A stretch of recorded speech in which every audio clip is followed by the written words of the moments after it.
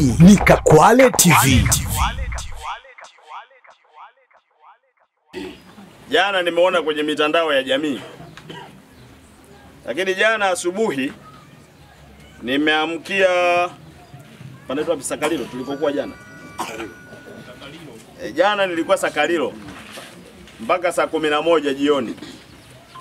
Pale hakukuwa na mawasiliano ya kutoka Ilemba kuja huku Mtowisa, na hakukuwa na mawasiliano ya kutoka Muze kwenda maeneo mengine. Madaraja 6 yaliondolewa na mvua za kuamkia juzi. Na kuna daraja pale yako kama matatu, jumla yana thamani ya shilingi bilioni 28. Bilioni 28. Sehemu ya hayo madaraja moja limebebwa. Kwa jana nimeshinda kule na wenzetu wa TANROADS wakirejesha mawasiliano. Kwa watu wa Muze na Mtowisa jana wameweza kupita, tumerejesha. Lakini kutoka pale Sakalilo kwenda Ilemba na kutoka Ilemba kuja huku Sakalilo, ndio sasa hivi tunapambana kurejesha mawasiliano, na watu wa TANROADS wamekuja wengine kutoka makao makuu wameingia leo asubuhi, ili kuona tunarejeshaje haraka haya mawasiliano. Sasa nilikuwa katika harakati hiyo za kuwahudumia Watanzania wengi ili muweze kupitisha mizigo yenu na mambo mengine.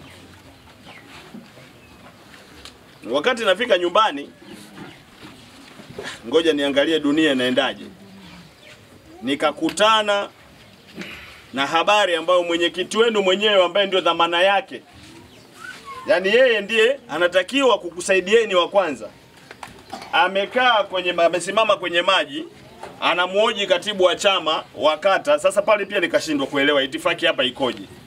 Katibu wa chama wa kata anapewa maelekezo na mwenyekiti wa kijiji, wakati bosi ni katibu wa chama wa kata. Sasa nikajiuliza hii ni nini? Lakini huyu anawasiliana kisheria.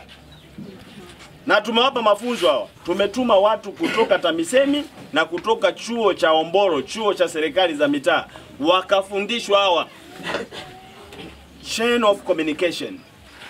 Mwenyekiti wa kijiji counterpart wake ni diwani, mwenyekiti wa halmashauri, mkuu wa wilaya, mkuu wa mkoa. Hao ndio anaruhusiwa kuandikia barua na kuwasiliana nao moja kwa moja. Mwenyekiti ana namba yangu ya simu. Anasema wananchi wamezingirwa na maji siku 3. Mimi sijui, mkuu wa wilaya hajanijulisha. Namuuliza diwani, anasema hilo na mimi naliona tu kwenye mitandao. Namuuliza mtendaji wa kata, na mimi naliona tu.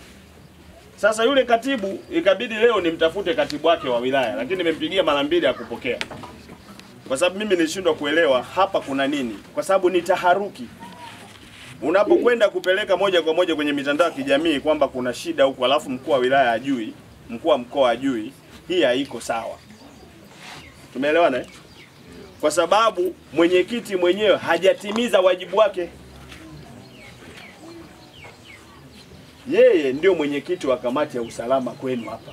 Sasa yeye mwenyewe analalamika, tutafanyaje kama yeye mwenyewe analalamika na kaamua kuita wanahabari? Na nikamuuliza yule jamaa, nilimpigia simu, anafikiri anaitwa Stanislaus. Nikampigia, brother, hii nini?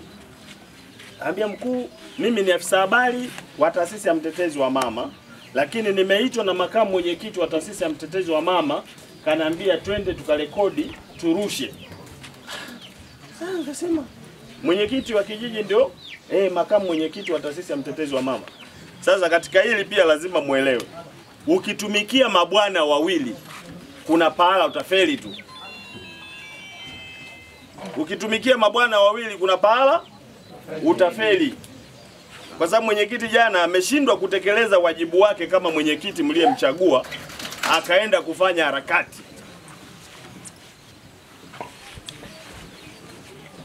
Na nimempigia simu, simu ikawa ipatikane, nikaambiwa yuko kwenye mpira.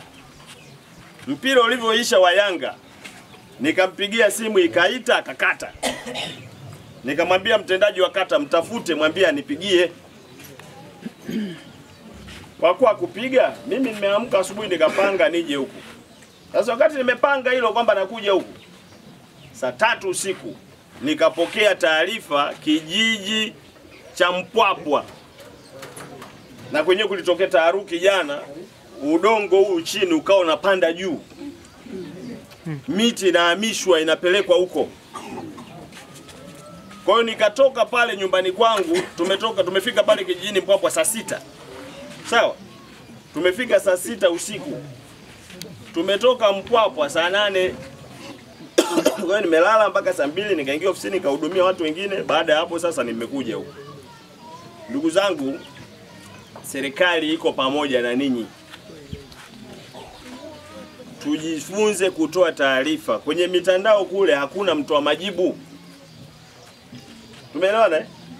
Kwenye mitandao ya kijamii hakuna mtoa majibu. Na atakaye kuwa nasikitika anaweza kana nasikitika yuko wapi? Marekani. Lakini mimi nilioko hapa, si wanasema fimbo ya mbali haiui nyoka. Mngenijulisha mimi tangu juzi mapema, ningekuja hapa na timu yangu yote kama mlifikwa na hayo madhira. Lakini mshukuru sana diwani wenu na mtendaji wenu wa kata.